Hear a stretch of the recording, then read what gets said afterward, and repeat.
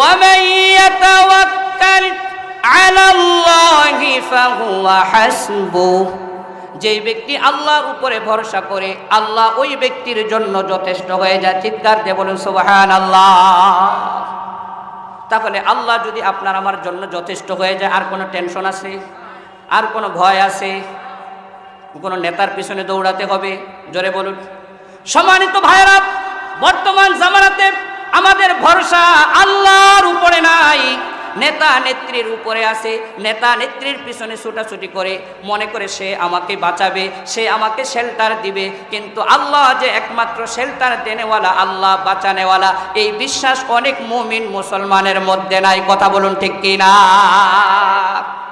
তাহলে ভরসা হবে কার উপরে? শুধুমাত্র তাই নয়, কোন বান্দা যদি আল্লাহর উপরে ভরসা করে, রব্বুল আলামিন যেমন তার জন্য যথেষ্ট হয়ে যাবেন, আল্লাহ আবার ওই ব্যক্তিকে শয়তান থেকে হেফাজত করবেন। চিৎকার দিয়ে বলুন সুবহানাল্লাহ।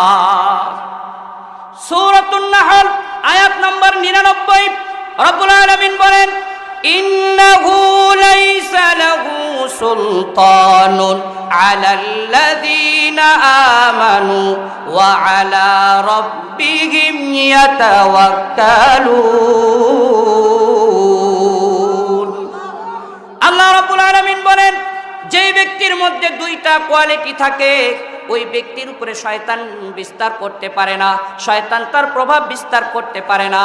এক নাম্বার হলো যেই ব্যক্তির মধ্যে ঈমানের কোয়ালিটি থাকে, দুই নাম্বার যেই ব্যক্তির মধ্যে আল্লাহর ভরসার কোয়ালিটি থাকে। আল্লাহর উপরে যেই ব্যক্তি ভরসা করে, শয়তান ওই ব্যক্তির উপরে প্রভাব ফেলতে পারে না। চিৎকার দিয়ে বলুন সুবহানাল্লাহ। কষ্ট হয়? জোরে বলুন কষ্ট হয়? নারায়ে তাকবীর, নারায়ে তাকবীর। তো তাহলে ভরসা হবে কার উপরে?